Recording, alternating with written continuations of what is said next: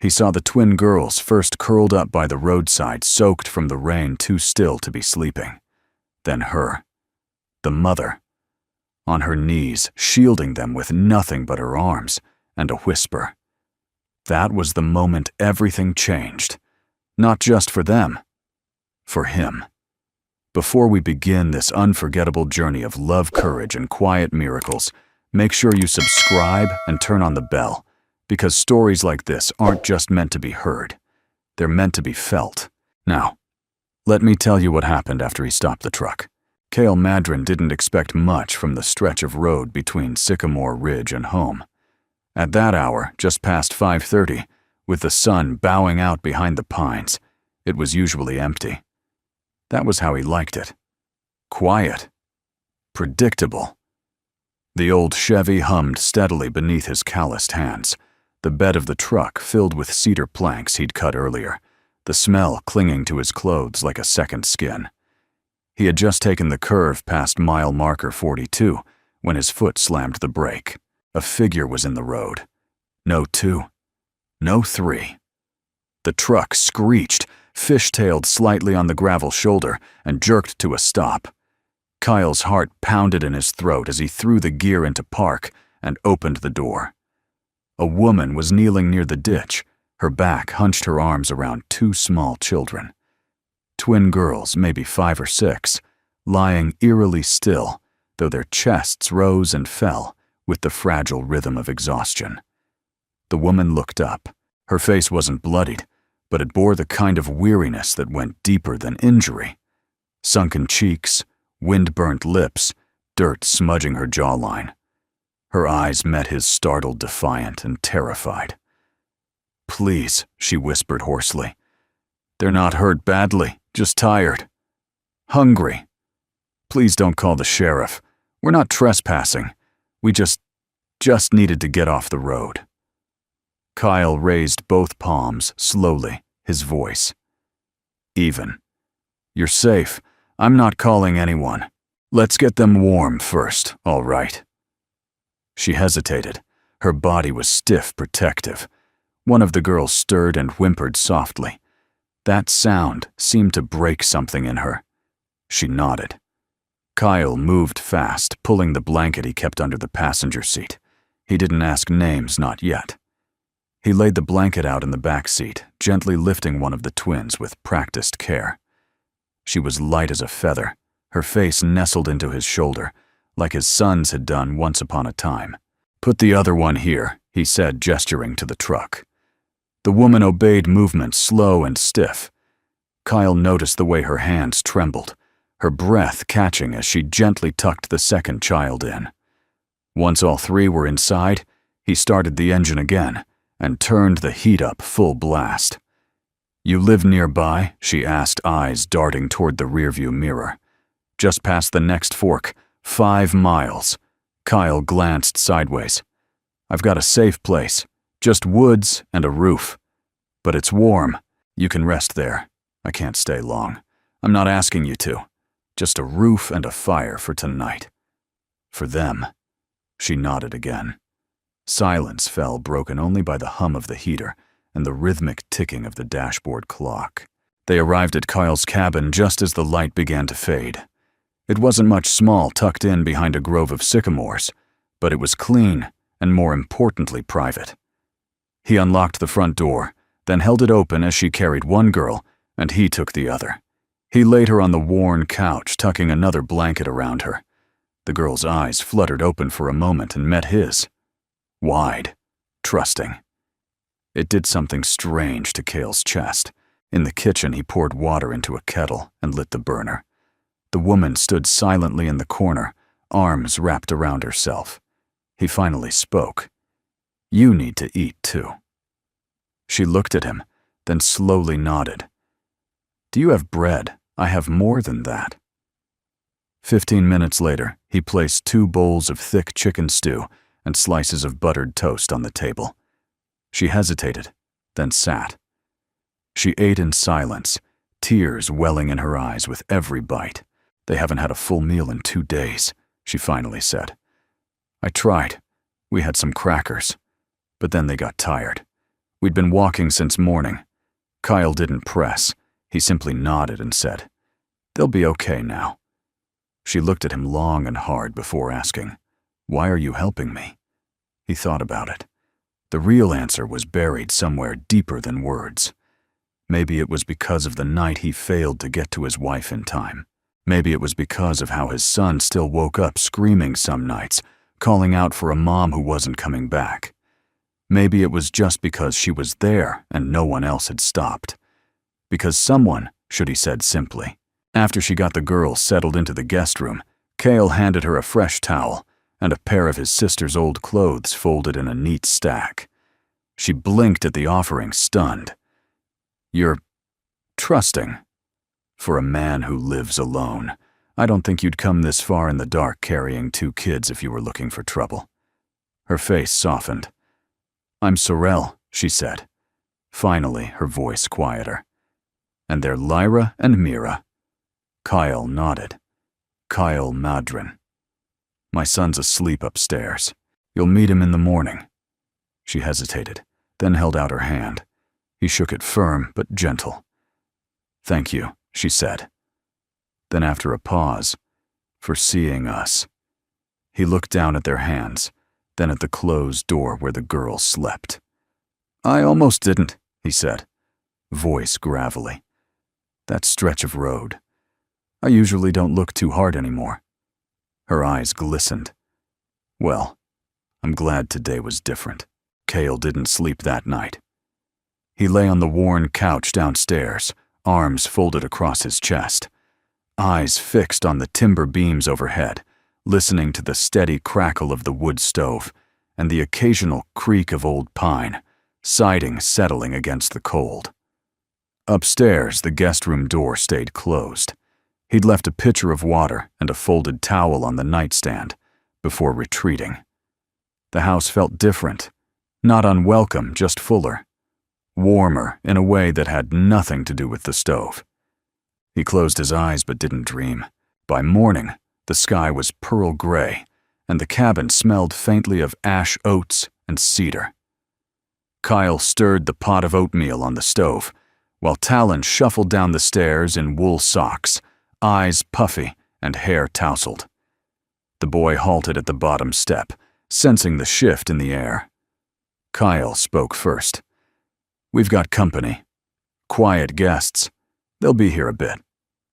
Talon's gaze flicked toward the hallway. He didn't ask questions. He never did. Not since the accident.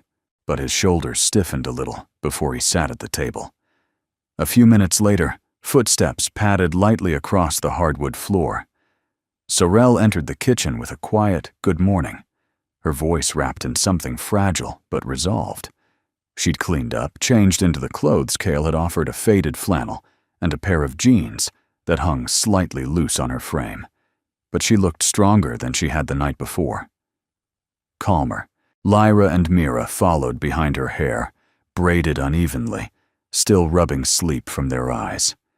They clung to her legs at first, unsure. Kyle offered a gentle nod. "There's oatmeal. And cinnamon, if you like that." Mira leaned in toward the scent. Sorrel looked at the bowls already waiting at the table and blinked. "You made breakfast." "I make breakfast every day," Kyle said. "Doesn't always have cinnamon, though." That earned the faintest smile. The girls ate slowly at first, then faster spoons, clinking soft sighs between bites. Sorrel barely touched her food, her eyes flicking constantly between her daughters and Talon, who sat across the table silently chewing methodically. At one point, Mira dropped her spoon. It clattered onto the floor. Talon bent, picked it up, and offered it to her without a word. She stared at him, then smiled. It was the first smile that stayed. Later that morning, Sorrel stood in the backyard, arms folded surveying the small shed Cale used as a workspace. Her daughters were exploring the edge of the woods, staying within the boundary marked by the old fence, their laughter drifting faintly through the air. Kyle joined her holding 2 mugs of coffee. He handed her one. "You're not used to quiet, are you?" he asked. Sorrel glanced at him. Not the kind that doesn't feel like waiting for the next bad thing. Cale didn't respond, but he understood. Deeply. She sipped the coffee and let out a breath. This place, it doesn't feel like hiding. It feels like breathing again. "You're welcome to stay," he said simply. "No time limit. No rent." Sorrel turned to him, eyes narrowing. Why, Kyle stared out toward the woods. "Because you didn't give up. You didn't fall apart out there even when no one was looking. That matters." A pause, and he added, "Because I've got too many extra tools and not enough help with winter prep." She laughed, soft, but real. The first time she'd let her guard down long enough for something light to surface. "All right," she said. "But I do more than hammer nails. I taught 8th grade science and ran a woodshop elective. I know how to use a table saw." Kyle arched an eyebrow. "Now I'm really glad you stopped here." That afternoon, Sorrel helped repair the warped back porch step. Kyle handed her nails and stood beside her as she worked, watching her measure-a-line hammer, deliberate and skilled. Her hands had a steadiness that impressed him. Meanwhile, the girls played with Talon, who had brought out an old tin box of marbles and a tattered checkers board. It wasn't laughter yet, but it was more than silence. As the sun began to lower, Sorrel stood up from the porch, brushing sawdust off her jeans. "You know," she said, looking toward her daughters, "they used to love going to the library. Every Saturday. We had a routine. Breakfast, then books. Story time. There's been none of that in months. There's a library in town Kyle offered. Small. But the kids there draw on the windows when it rains." Sorrel smiled at the image. "That sounds like something I'd like to see." Kyle looked at her, the way the fading light hit her face, softening the corners that had been hard for so long. She was still standing tall, but she wasn't bracing herself anymore. "You're not just resting here," he said gently. "You're healing." Sorrel didn't answer right away. Instead, she walked to where her daughters were crouched beside Talon, examining a smooth blue marble in the sunlight. She knelt beside them and wrapped her arms around their shoulders, pulling them close. Then she looked back at Kyle, and her voice, when it came, was steady. "I think, for the first time in a long while, I want to stay." That night, Talon couldn't sleep. The cabin was too quiet, a different kind of quiet from what he was used to. Not the hollow, echoing stillness that had followed his mother's passing, but a soft kind of hush, the kind that carried the gentle breathing of other people nearby. Warmth, movement, whispered giggles behind walls. He lay on his back, staring at the ceiling of his small bedroom, its wooden panels aged and familiar. But now beyond them, on the other side of the wall, were two girls who folded their socks in half and laughed in twin syllables, who whispered through the vent about the shapes of clouds and which animal crackers tasted better, who had called him the quiet one and offered him a crayon without asking. Talon pulled the blanket tighter over his shoulders. He had been silent for so long that it had become part of who he was, part choice, part defense. Talking meant opening. Talking meant risk. But now the air in the house buzzed differently, not with fear, but with hope, small and steady. And two girls were brushing up against the edge of his world, daring him to notice. Downstairs, Kyle and Sorrel sat at the kitchen table, the stove's fire casting golden light across the walls. Between them was a worn sketchbook, the kind Talon used to leave open, but never explain. Sorrel flipped through it, slowly, pausing on a page where a boy sat at a bus stop umbrella overhead, waiting for someone who never came. "He draws feelings," she said softly. "Most people draw things. Talon draws silence." Kyle nodded. "It's how he remembers, and how he hides," she added, not unkindly. Cale's fingers drummed once on the table, then stopped.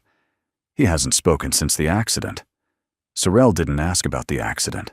She respected silence. She had lived enough of it. Instead, she closed the sketchbook and said, "Would you mind if I gave him something to draw on the ceiling?" Cale blinked. On the ceiling, she smiled. "Trust me."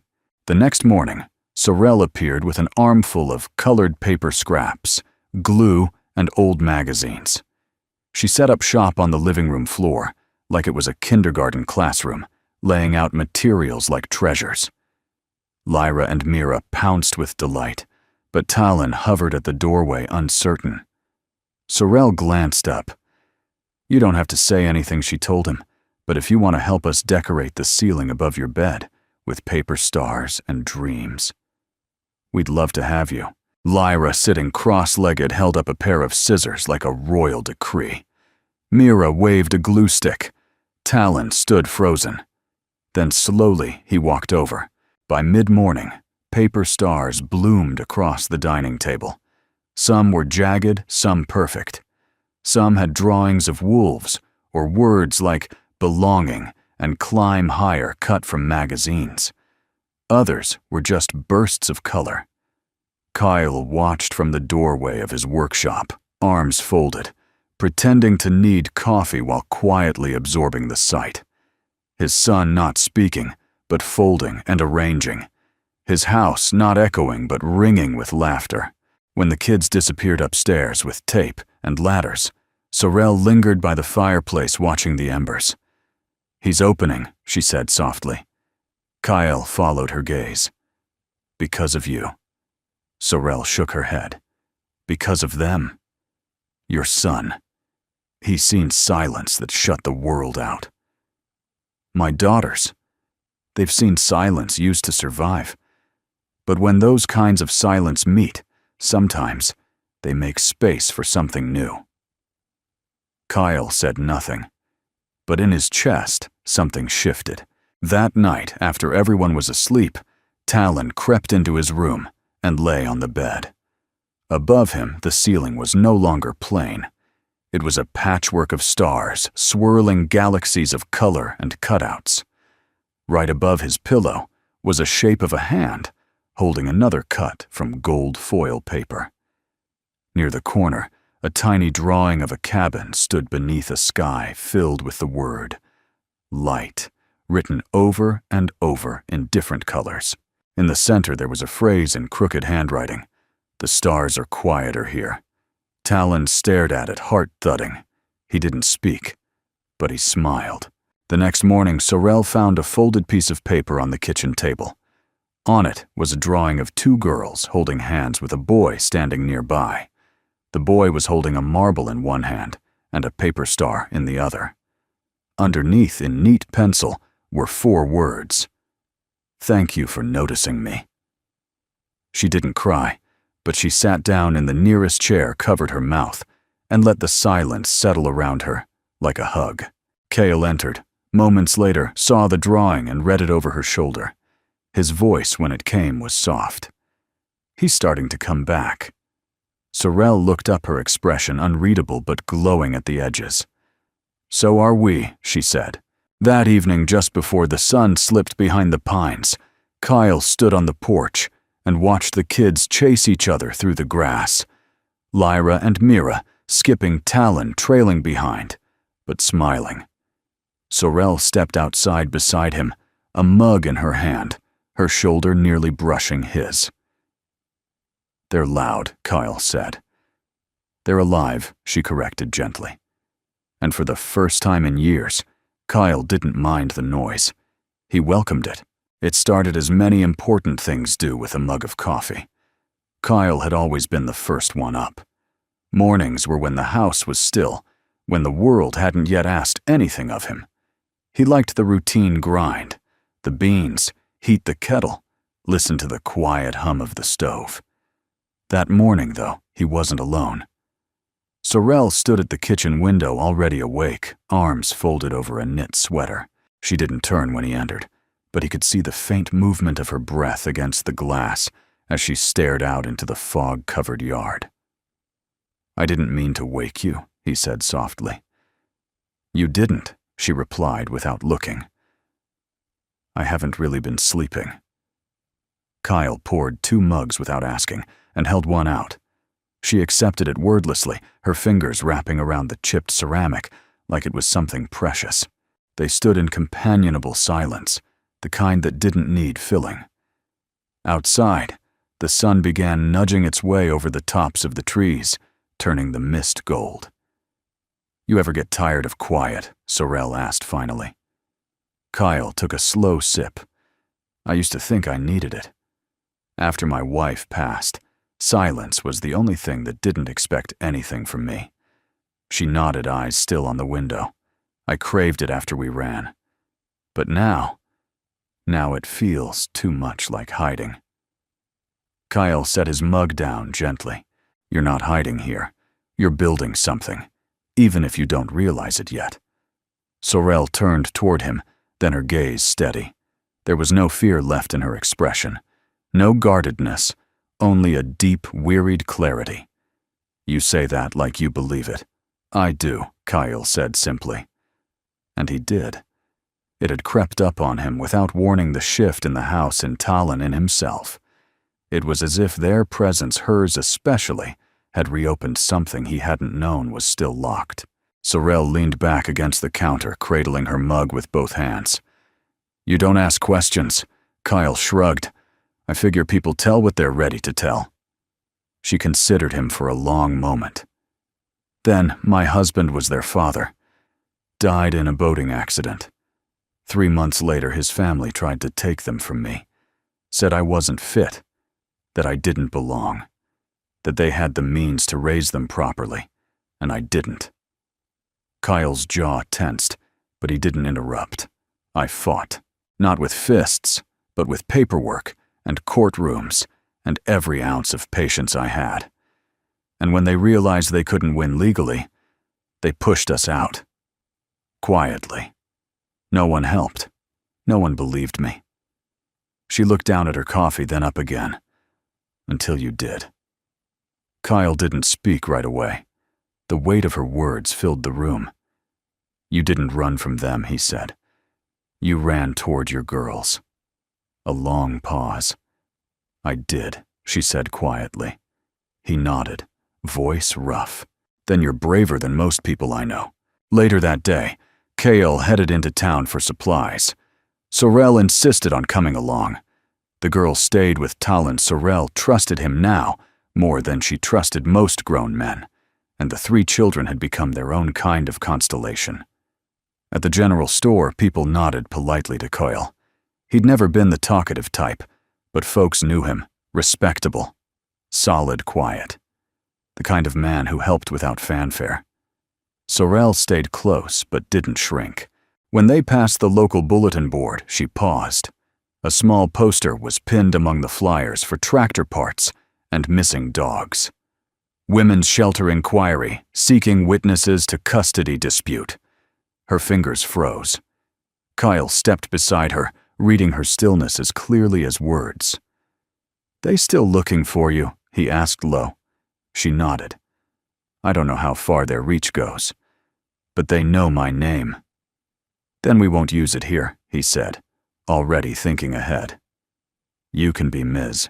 Wynne if anyone asks." Sorel blinked. "Isn't that lying?" "It's protecting your daughters," Kale replied. "It's doing what you've already done 100 times before. This time, you're not alone." Back home, the kids had built a blanket fort in the living room. Inside, Lyra was reading aloud from a weathered copy of Charlotte's Web, her small voice full of rising drama. Mira was illustrating the story on scraps of paper, and Tallinn, remarkably, was coloring in the sky with soft blue chalk pastels.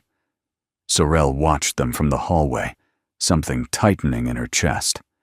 When Kyle touched her arm lightly, she didn't pull away. "They've made a home out of this," she said. Kyle smiled. "You helped them do that." That evening, Sorel found herself back at the kitchen table, this time alone with Tallinn. Kyle had gone outside to stack firewood. The girls were asleep.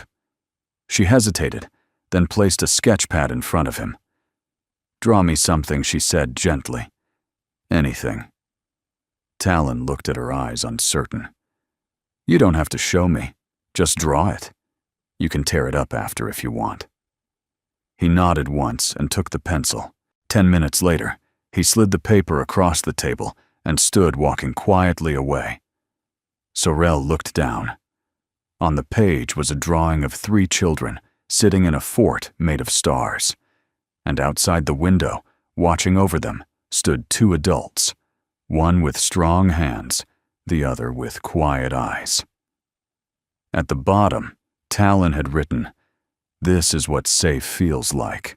The attic hadn't been touched in over a year. Kyle avoided it, the way some people avoided mirrors. They didn't mind the dust so much as the memories hiding behind it.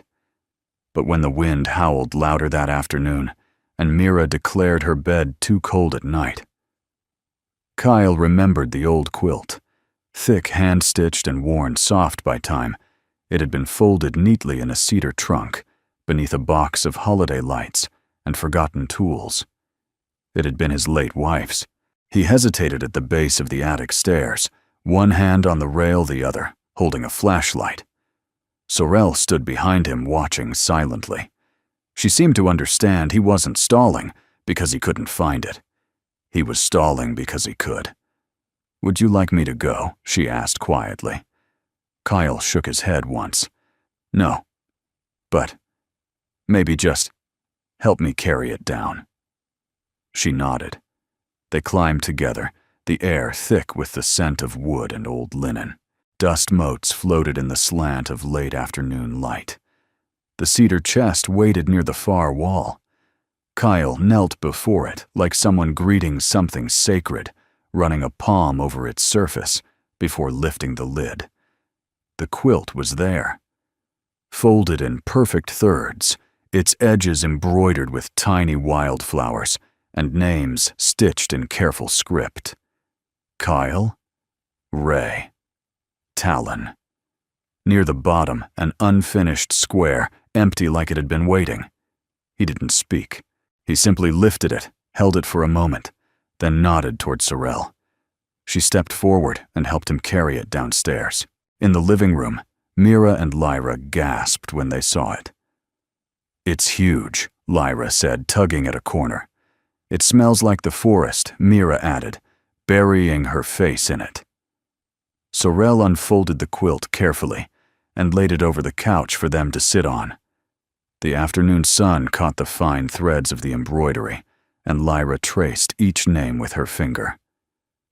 "Who's Ray?" she asked softly. Cale's voice was steady. "My wife." Mira tilted her head. "Where is she now?" He didn't lie. "She passed away. A while ago." There was a pause, quiet, but not heavy. Then Mira said, "She must have been really kind, if she made something like this." Kyle smiled faintly. She was. That night, as the fire crackled low and the house settled into a gentle rhythm, Sorel sat beside the quilt with a sewing kit in her lap. She'd found some spare thread in the hall closet and unearthed a soft square of flannel from a pile of old pillowcases. "I'd like to add their names," she said, not asking for permission so much as letting Cale decide how he felt about it. He looked up from the book he wasn't really reading. "You sure?" She nodded. "If it's okay with you." Cale considered her for a long moment, then nodded once.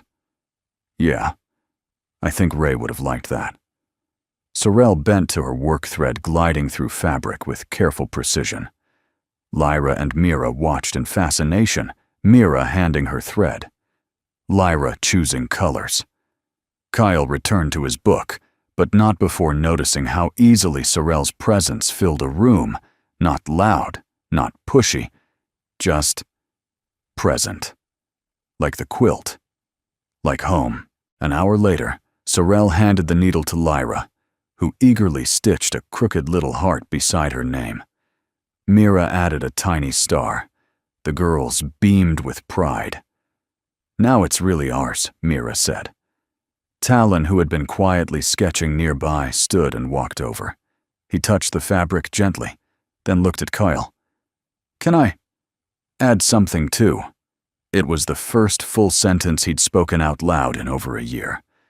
Kyle blinked, throat tight. He managed a nod. Talon chose a blue thread and carefully embroidered a small tree, its branches reaching toward the edge of the fabric. Then beneath it, he stitched a single word: hope. Sorrel didn't speak. Her eyes shimmered, but she smiled through it. Later, after the children had gone to bed, Kyle lingered by the fire while Sorrel folded the quilt neatly and laid it over the arm of the couch. She turned to him, arms crossed, loosely over her chest. "I think she'd be proud of what this house has become," she said. Kyle looked into the flames. "I hope so." He paused. "I used to think the best parts of my life were behind me," he said, voice low. Like all the beauty had happened already, and the rest of it was just maintenance. Sorrel stepped closer. "And now?" He met her eyes. "Now I'm not so sure." She held his gaze for a long moment, then whispered, "Me neither." They stood there for another minute, quiet and full of something unspoken, until Talon's voice broke the moment. "Dad," Kyle turned. Talon stood in the hallway holding a blanket. "I think..." The girls forgot this. Kyle took it from him and smiled. "Thanks, bud. Go on back to sleep." Talon nodded and disappeared down the hall. Kyle handed the blanket to Sorrel, but she shook her head. "You should tuck them in," she said. "They already think of you as part of their quilt." Kyle first noticed the man because he didn't belong. It was a Thursday afternoon, the kind where nothing usually happened. He had taken Mira and Talon into town for library day. Sorrel and Lyra stayed back baking banana bread and painting old mason jars for spring planting. The library was quiet, dust-scented, peaceful. Mira had curled up on the floor beside Talon with a stack of picture books. Kyle stood at the checkout desk, waiting as the librarian scanned titles. Then the front door opened, and the stillness cracked. A man walked in. Tall, pressed, gray suit, salt and pepper hair trimmed with precision leather shoes that had never touched gravel. He removed his sunglasses with the same slow confidence Kyle had seen in courtrooms and campaign ads. The man's gaze swept the room and landed on Mira. She didn't see him, but Kyle saw everything. The tightening of the man's jaw, the slight step forward, the way his lips parted like he might call out, then closed again. Kyle's instincts surged. He stepped away from the counter, put himself between the man and the children. "Can I help you?" he asked, calm but firm. The man blinked, taken off guard. "I was just looking around. This used to be my hometown." His voice was smooth rehearsed. Kyle didn't budge. "Nice place. Small, though.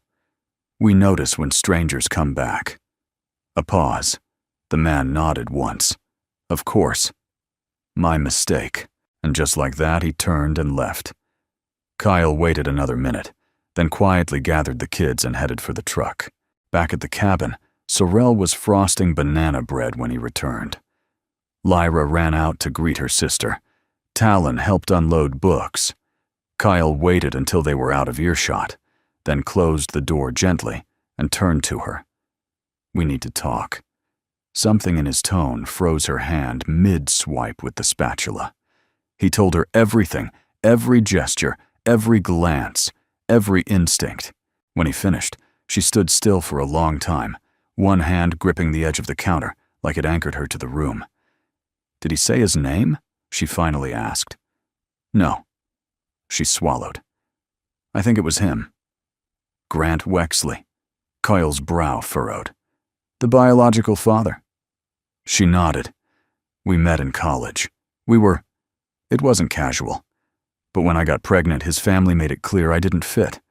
I never told him which twin was his. I didn't want them used as bargaining chips, so I disappeared." Her voice didn't tremble, but something in her eyes flickered. A pain buried so deep it only surfaced when you dug hard enough. Kyle sat down slowly. What would he want now? Sorrel leaned against the sink, arms crossed. "I don't know," Maybe nothing. Maybe just closure. Or guilt. Or she broke off. Or maybe they told him he was dying and he wants to play savior before he goes. Cale's expression didn't change. Either way, he doesn't get to walk in and pretend he has rights. Sorrel looked at him surprised. "You're angry?" "I'm furious," Kyle said. "He had his chance. He didn't fight for you. He didn't fight for her. You did.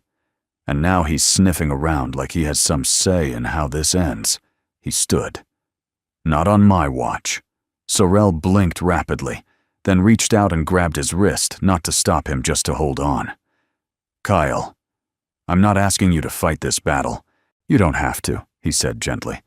"I already picked a side." 3 days passed before Grant Wexley returned. This time, he didn't sneak. He drove up the gravel path in a black SUV with tinted windows and stepped out slowly, holding his hands where they could be seen. Kyle was already outside, arms folded, stance relaxed, but ready. Grant paused halfway up the walkway. "I'd like to speak with Sorrel, alone if possible." Kyle didn't move. "That's not how this works. I'm not here to take anything," Grant said. "I just want to know." Cale narrowed his eyes. Know what Grant's voice wavered slightly. "If she's happy. If she's safe. If she ever forgave me." The door creaked open behind them. Sorrel stepped out, arms at her sides. Her face was unreadable. "She's standing right here," she said. Grant turned. "Sorrel." "You look older," she said flatly. "I am." They stared at each other for a long moment. Then Grant spoke softer. "I came because I heard stories. A woman with 2 daughters who fought to keep them safe, who disappeared. And when I saw that child in the library, I just knew." Sorrel exhaled slowly. "You walked away. And now you're here because it's convenient to feel guilt." "No," he said quickly. "I'm here because I never stopped thinking about you. I didn't fight when I should have. I was a coward. But I'm not here to rip anything apart. I just want to say I'm sorry." He glanced at the cabin, and to thank him for what he's done. Cale didn't speak. Sorrel nodded once. "You're not going to tell anyone you found us?" "No. You're not going to try to claim paternity or press for visitation. I swear." She studied him. "Then you can have 5 minutes. Tomorrow. In the yard. With her. No questions about the past. Just now." Grant's eyes welled slightly. "That's all I hoped for." That night after the kids were in bed, Kyle sat on the porch, staring out into the trees. Sorrel joined him, wrapping a shawl around her shoulders. "You okay?" he asked. She nodded. "I think so. It's strange, but there's relief in being seen, even by someone who failed you." Kyle looked over. "You weren't looking for closure?" "No," she said. "I already had it. I was just afraid he'd come and ruin what we've built." Kyle's voice was quiet. "He won't." She smiled, eyes soft. "I know," she whispered, "because you were the one who stayed." The bench had always been there, nestled under the canopy of old pines at the back of Cale's property. It wasn't much, just 2 wide boards and rusted iron legs, but it had weathered seasons of snow heat and stillness. Ray had once called it the soul seat, the place where conversations were truer, hearts lighter. Kyle hadn't sat on it in years, but that morning he wiped it clean. Grant Wexley arrived just before 10, dressed simply this time. No suit, no entourage. He parked down the road, walked up the gravel alone. Sorrel was already in the yard, Lyra holding her hand, a paper flower clipped into her braid. Kyle stayed close, but gave space. He trusted Sorrel's instincts now, like he trusted his own hands, weathered, but sure. Grant approached quietly, eyes fixed on the child beside her. "Hello," he said, voice low. "You must be Lyra." Lyra looked up. "Are you the man from the library?" Grant blinked. "Yes." I saw you reading. I like books.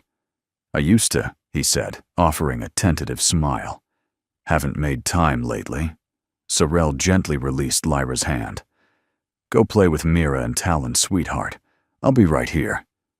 Lyra hesitated, then nodded and ran off toward the swing set. Grant turned toward Sorrel, but she gestured to the bench beneath the pines. Let's talk there. They sat in silence for a moment. The pines whispered above them, needles brushing softly like nature leaning in to listen. Grant folded his hands. I almost didn't come back.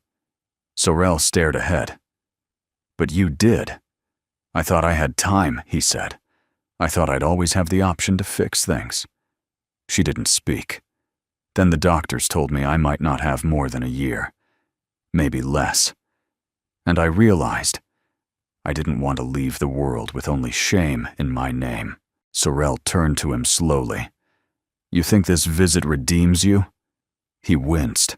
No, but I hoped it might be a start. Not for me. For her. Grant looked toward Lyra, now swinging with Mira hair catching the light. I see you raised her with fire, he said. She's strong. I raised her with truth, Sorrel replied. Not bitterness, just honesty. That sometimes people fail you and you still get to rise. He swallowed. Does she know who I am? No. And she won't not from me. I won't ask her to carry the weight of your regret. Grant nodded slowly. I respect that. They sat in quiet again. Then Sorrel asked something she hadn't expected to voice. Why, Lyra Grant looked startled. You had no way of knowing which twin was yours. I never told you. But at the library, you looked straight at her. Not Mira. Grant's voice cracked. She looked exactly like my sister did at that age. Same brow, same chin. I knew. Sorrel blinked, then looked away. I didn't want to love them differently, she said. So I never let myself believe either one had more claim to the past, just equal claim to the future. Grant reached into his coat pocket and pulled out a small envelope. This is for her. Not money, just a letter. For someday, if she ever wants to read it. Sorrel took it without a word, then stood. This is your 5 minutes, she said. I suggest you use the rest of them watching her, really watching her. And then you go. Grant stood too, emotion tightening his features. She's incredible, he whispered. She is, Sorrel said firmly. But not because of you. Cale was on the porch when she returned. She handed him the envelope wordlessly. He turned it over, read the name, Lyra Wynne. His jaw flexed. Everything go all right? She nodded. It went. She sat beside him close. The silence between them was comfortable now, familiar, like a well-worn coat. I thought I'd feel vindicated, she said finally, or relieved. But I just feel done. Done can be good, Kyle said. Done means space for something else. She tilted her head toward him. You think something else is coming? He didn't smile, but there was a softness to his voice. I think it already has. That evening, the bench under the pines became a gathering spot. Kyle brought out lemonade. Sorrel laid down a blanket. The kids played tag around the trees, while fireflies blinked into the twilight.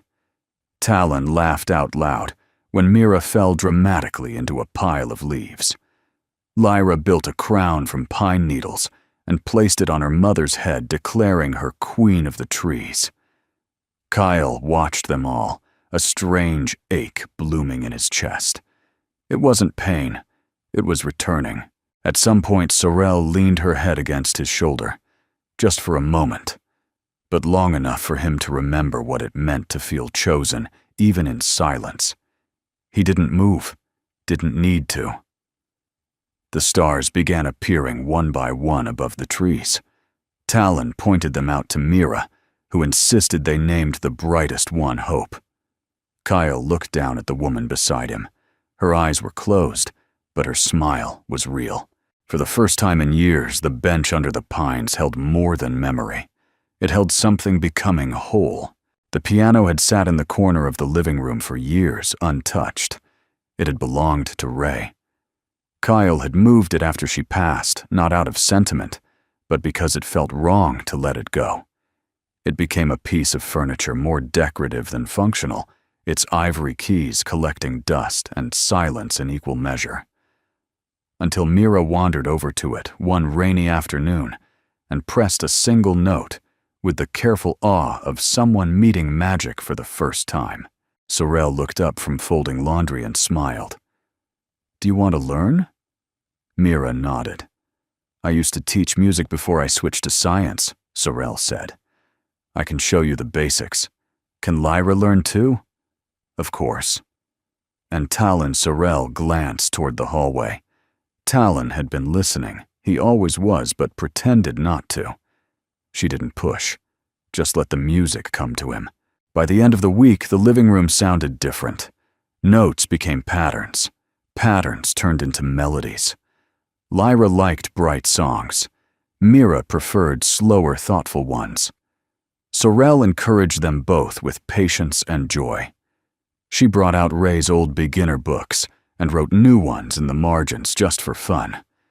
Kyle would linger near the doorway, arms crossed, expression unreadable. He never said much, but the porch light usually turned on at dusk and off before bed began staying lit longer, as if the house was waiting for something. Talon noticed. And one night when the girls were asleep, he sat at the piano and placed his fingers on the keys. Just sat there. Sorel didn't speak. She pulled a chair into the kitchen and watched from a distance, letting the quiet settle like morning mist. After a few minutes, Talon played 3 notes. Slow, simple, unsure.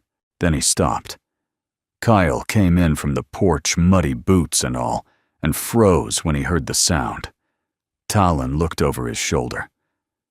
"I just wanted to see if it remembered me." Kyle's voice was barely more than a whisper. "It does." The next day, Sorel pulled Kale aside. "There's a spring recital at the church," she said. "Very informal. Mostly kids from the area. The girls want to sing. Talon might want to play." Kyle raised an eyebrow. "In front of people?" He didn't say no. Kyle exhaled slowly. "That's new." "I know." Preparation began like any other household task, measured and mild. But quickly, it became something else. Mira chose a duet. Lyra insisted on adding simple hand motions. Talon practiced late at night, playing scales and fragments until his fingers remembered what his heart had been afraid of. Kyle built a small bench for them to sit on during practice, carving their initials into the side. He didn't tell them, just left it near the piano with a screwdriver and a note, "Add what you like." By evening it was covered in drawings, stars, trees, the outline of a cabin. In the center, Sorel had written one word in cursive script, "Beginning." The night of the recital arrived like spring itself, tentative, full of expectation. The church was small, the kind with wooden pews and paper programs. Neighbors came with potluck dishes and lawn chairs. It wasn't formal, but to the kids, it felt like Broadway. Sorel sat beside Kale near the back. Lyra and Mira wore matching dresses, their braids tied with ribbons. Talon stood near the stage door, hands tucked in his sleeves, eyes darting. "He's not gonna do it," Kale murmured. "It's too much." "Wait," Sorel whispered. Sure enough, when the girls began their song, sweet and a little off-key, Talon stepped forward and slid onto the piano bench. He didn't look at the audience. He looked at his sisters. And he played. It wasn't perfect. The timing wobbled. A few notes came out flat. But it was music. And in that moment, it was everything. The applause was warm and real. Later, under the porch light, Kale had left burning all night. The family sat on the steps, barefoot and full of cake. "That was the best thing I've ever done," Mira declared, licking frosting from her finger.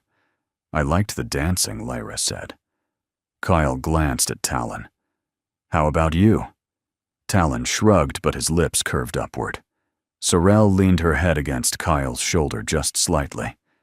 "He played," she whispered. "He did," Kyle said. The porch light flickered once in the wind, then steadied. A few fireflies blinked in the dark. "You know," Kyle said quietly, "Ray used to say the porch light was a promise, that someone would always be home, always waiting." Sorrel looked up at him, and now he met her gaze. "Now it's more than a promise," he said. "It's a welcome." Later that night, after the kids had gone to bed, Cale found a folded sheet of music on the piano. It was handwritten in Talon's blocky script, a melody line simple but beautiful. At the bottom, 3 words, "For my family." Cale traced the ink with a finger, his heart thudding slowly. Then he turned off the lamp. But he left the porch, light burning. It started with the sound of a single drop, soft and steady against the kitchen window. Then another. And then came the downpour, the kind of spring rain that washed away the dust of winter and reminded the earth it still knew how to bloom. Sorrel stood barefoot by the screen door, watching the sheets of water fall over the trees, the grass, the gravel driveway that had already begun to glisten with puddles. She breathed in deep the scent of pine and soil, of everything fresh and living. Behind her, Mira and Lyra pressed their faces against the window pane like children at a museum exhibit. "Can we go outside?" Mira asked. Kyle looked up from the kitchen table where he was fixing the leg of a stool. "It's cold." "But it's fun, cold," Lyra added. Sorrel smiled, turning toward them. Rain jackets, boots, 5 minutes. They cheered and disappeared in a blur of socked feet. Out on the porch, Cale joined her with 2 mugs of coffee. The steam rose in little swirls, dancing with the mist. They stood shoulder to shoulder, silent for a moment, letting the storm fill in the spaces between words. "They've never had a spring like this," Sorrel said softly. Kyle nodded. "They'll remember it." She turned toward him, rainlight caught in her eyes.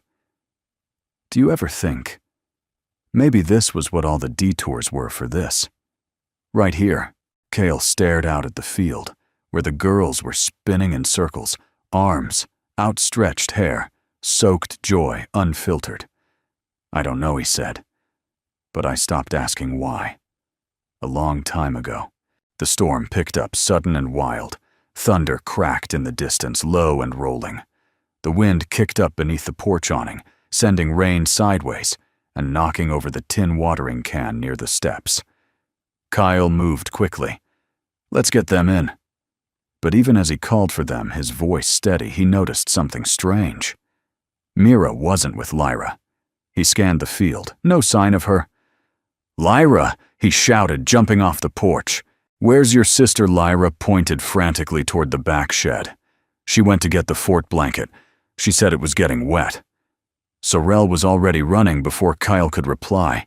The shed was old, not dangerous, but the path behind it dipped and collected water fast during storms.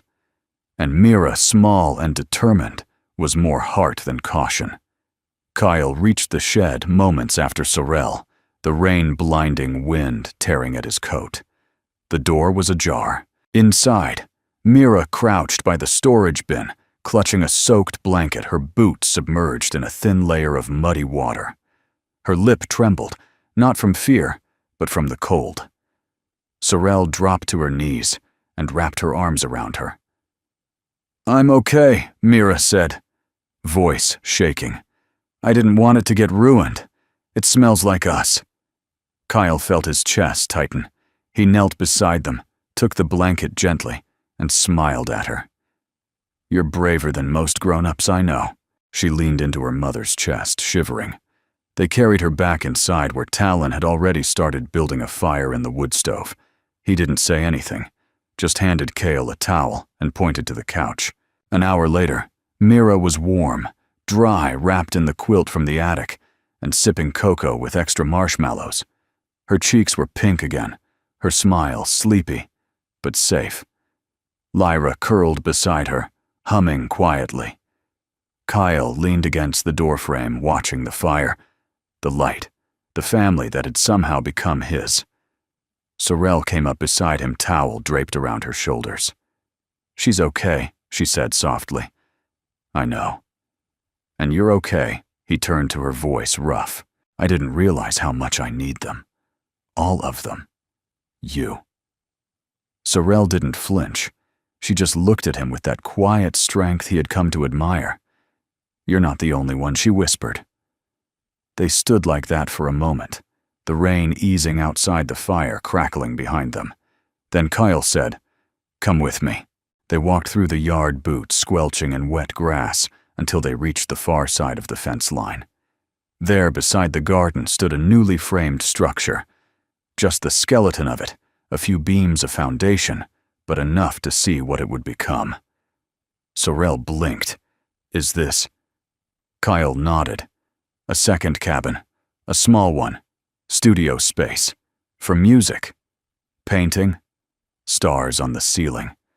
Maybe science experiments that don't fit in the kitchen." She looked at him, heart thudding. "You're building it for them, for us," he said. "If you want to stay. If this feels like home." Sorrel stepped closer. Rain dripped from the edge of the pines behind them. The smell of earth sawdust and something like new beginnings filled the air. "It does," she said. "It really does." Kyle reached for her hand. She let him, and they stood in the muddy clearing, soaked to the skin, but grounded like roots that had finally found where they belonged. Back inside, Mira was asleep on the couch quilt tugged up to her chin. Lyra had left a note on the counter. "Mom Talent said he's writing a song. He said it might be about you." Sorrel laughed softly. Kyle looked over her shoulder and grinned. "She's not wrong." Sorrel turned to him, a question in her eyes. "About me?" Kyle didn't hesitate. "It's all been about you." The morning sunlight filtered through the kitchen window in soft golden streaks, casting long shadows across the countertops. The rain had passed, leaving the world smelling of pine and clean earth. Birds returned to their branches, chirping like nothing had ever gone wrong. It was a quiet morning. Too quiet. Kyle noticed it the moment he came down the stairs. No clatter of spoons, no whispered giggles behind couch cushions, no Mira demanding extra jelly, no Lyra humming off-key, and no Sorrel. The coffee pot sat cold on the burner, untouched. A half-folded dish towel lay on the counter. The front door was closed, but not locked. Kyle frowned, a tightness coiling in his chest. He turned slowly, scanning the room, and saw the bread box. An old wooden thing raised once. Sorrel had insisted on using it, saying store-bought bags made everything stale faster. No one had used the bread box in months until she came along. Now the lid sat open. Inside was a folded piece of paper. Kyle stared at it for a full 10 seconds before reaching in his finger suddenly, too large, too clumsy. He unfolded the note. "Kyle, if I had told you last night, I would have stayed. And as much as I want to stay, I needed to remember who I am when no one is looking. For my daughters, for myself. I'll be back before dinner. Please don't worry." Love, as Kyle exhaled slow and steady, letting the breath settle the pounding in his chest. He reread the note, then folded it with care and slipped it into his shirt pocket. Sorrel drove with the windows down, her hair tied back in a loose braid, the wind tangling the ends. The girls were still safe in bed when she left. She'd watched them sleep for a long while before slipping out, heart full and heavy at once. She wasn't running. She just needed to stand on her own 2 feet for a minute. No hand to hold, no shoulder to lean into, no porch. Light burning just yet. She needed to feel the strength in her spine, the breath in her lungs, to remind herself she hadn't traded one kind of dependence for another. So she drove. Back to the town where it had started, the courthouse, where she had once fought a battle no one believed she'd win. Past the house she'd briefly called hers, now owned by other people with other lives. past the school, where her name had been erased from the faculty mailbox the day after she left. She didn't stop anywhere, just looked, let herself see it all, and realized for the first time that it no longer owned her. Kyle spent the day in motion. He fixed the porch step that didn't need fixing, reorganized the woodpile, took Talon into town for new music paper, and let the girls choose flower seeds at the hardware store. But his mind was never far from the note. He replayed her words like a song, quiet and looping. If I had told you last night, I would have stayed. And he understood. Sorrel didn't vanish because she was uncertain she left, because she had finally become someone worth returning as.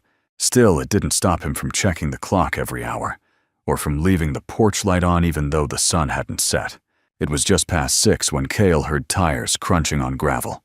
He stepped out onto the porch.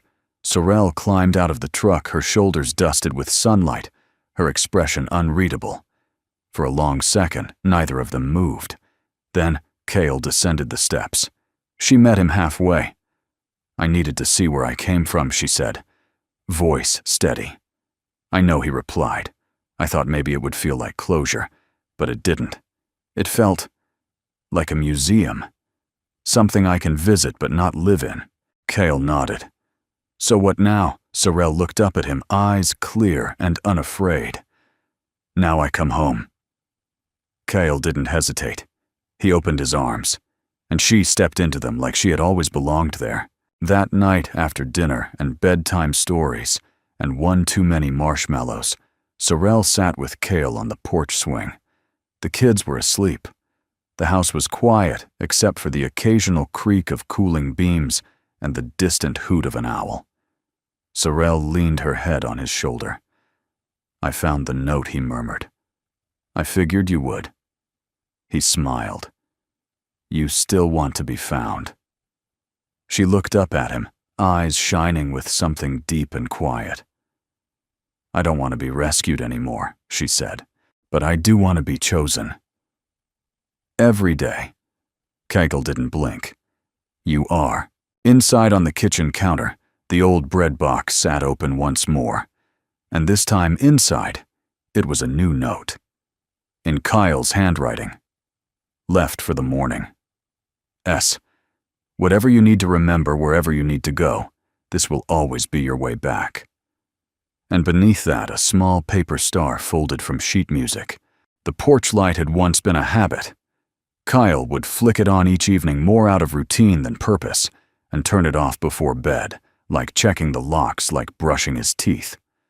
A leftover gesture from a life that had once included goodnight kisses and whispered promises to leave the light on until she got home. But now it stayed lit, not out of forgetfulness, out of meaning.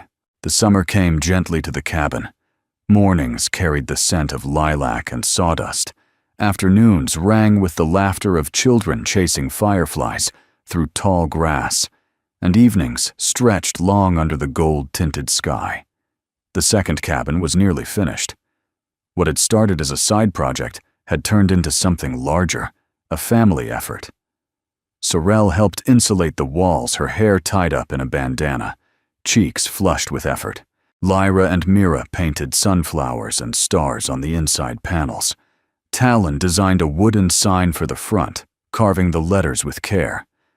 The bright room, Sorrel's idea, a space for growing things she had said, music, art, confidence, and people Kyle had added. Now, on the eve of its completion, they stood in front of it as a family. 5 shadows stretched long across the grass, paint still drying behind them, their fingerprints marked forever in the windowsill. "I want to sleep out here tonight," Mira said, clutching a pillow. "Me too," Lyra chimed in. "It'll be like a real adventure."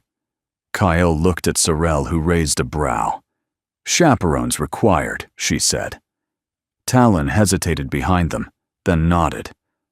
"I'll stay too." Sorrel smiled. "Guess we're camping indoors tonight." That evening, as the kids arranged sleeping bags and fairy lights inside the bright room, Kyle and Sorrel sat side by side on the cabin porch. She reached into her pocket and handed him a folded piece of paper, worn at the edges, like it had been read 100 times. He recognized it instantly. "The note," he said.